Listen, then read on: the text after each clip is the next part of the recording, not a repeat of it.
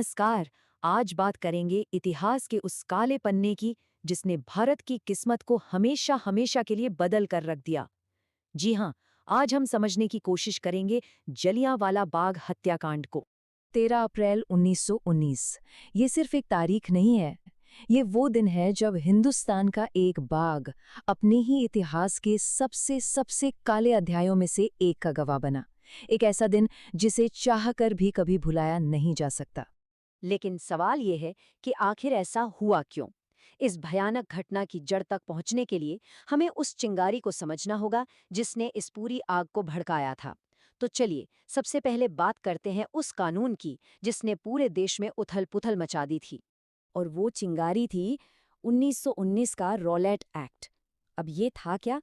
असल में ये ब्रिटिश सरकार का भारत में लाया गया एक ऐसा कानून था जिसने लोगों के मतलब हमारे नागरिक अधिकारों को पूरी तरह से बेरहमी से कुचल दिया था। सोचिए, इस कानून ने सरकार को कितनी ज्यादा ताकत दे दी थी।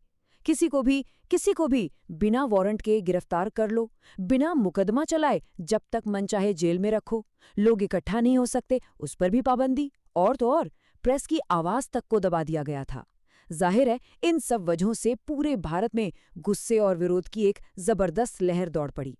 और बस यही गुस्सा था जो लोगों को 13 अप्रैल 1919 के दिन एक साथ ले आया। एक शांतिपूर्ण सभा जिसे इस बात का अंदाजा भी नहीं था कि वो जल्द ही एक एक भयानक त्रासदी में बदलने वाली थी। तो चलिए देखते हैं कि उस दिन आखिर हुआ क्या था। मिनट दर मिनट दोपहर का वक्त था। जलियांवाला बाग में हजारों निहत्थे लोग एक शांतिपूर्ण सभा के लिए जमा हुए थे। सब कुछ सामान्य था। फिर शाम के 5:15 पर ब्रिगेडियर जनरल डायर अपनी फौजी टुकड़ी के साथ वहां पहुंचता है। ठीक 1 मिनट बाद 5:16 पर उसके सैनिक बाग से बाहर निकलने के इकलौते रास्ते को ब्लॉक कर देते हैं। मतलब अब कोई बाहर नहीं जा सकता। पूरी भीड़ अंदर फंस चुकी थी। और फिर बस 1 मिनट के अंदर 5:17 पर बिना किसी भी चेतावनी के उस घनी भीड़ पर गोलियां चलाने का हुक्म दे दिया जाता है। और इस क्रूर हमले का नतीजा क्या हुआ? 1000 से भी ज्यादा बेगुनाह हिंदुस्तानी मारे गए। बच्चे, औरतें, बूढ़े, किसी को नहीं बख्शा गया। एक बेरहम नरसंहार। वो चीखें, वो भगदड़, वो खून से सनी हुई जमीन, ये सिर्फ एक मंजर नहीं था। ये भारत के स्वतंत्रता संग्राम का एक ऐसा टर्निंग पॉइंट बन गया जहां से वापसी का कोई रास्ता बचा ही नहीं था। तो ये समझना जरूरी है कि ये नरसंहार कोई अंत नहीं था, बिल्कुल नहीं, बल्कि ये तो आजादी की लड़ाई में एक ऐसे नए अध्याय की शुरुआत थी जिसे अब कोई रोक नहीं सकता था। पूरे देश का गुस्सा जैसे उबल पड़ा था। और इसके बाद जो हुआ, उसमें दोनों तरफ की प्रतिक्रिया में जमीन आसमान का फर्क था। एक तरफ थी ब्रिटिश सरकार जिसने दिखावे के लिए एक हंटर कमीशन तो बना दिया, लेकिन जनरल डायर को उसे कोई खास सजा नहीं मिली।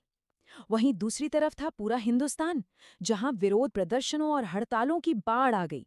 लोगों का ब्रिटिश न्याय से भरोसा हमेशा हमेशा के लिए उठ गया। और यहीं से पूर्ण स्वतंत्रता का संकल्प और भी ज्यादा मजबूत हो गया। इस नरसंहार की परछाई बहुत बहुत लंबी थी।